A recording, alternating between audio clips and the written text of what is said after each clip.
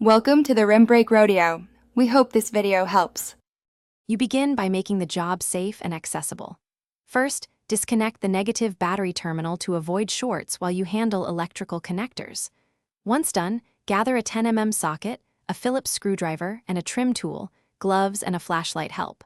Now, open the hood and remove or shift any plastic intake or washer reservoir that directly blocks the headlight rear. This gives you room to reach the 3 main fasteners and the bulb connector.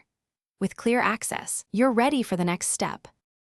Next, remove the headlight mounting bolts, usually 2 on top and 1 behind or below. Use the socket and keep each bolt in order so reassembly is simple. Once bolts are out, locate the electrical harness at the rear, depress the retaining tab and pull straight to disconnect, avoiding wire strain.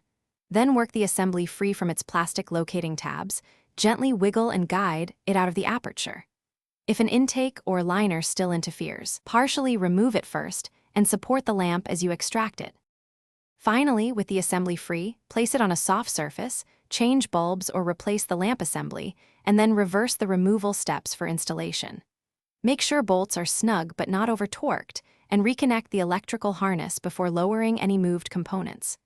Reconnect the negative battery terminal last, then test low beam, high beam, and turn signals to confirm operation.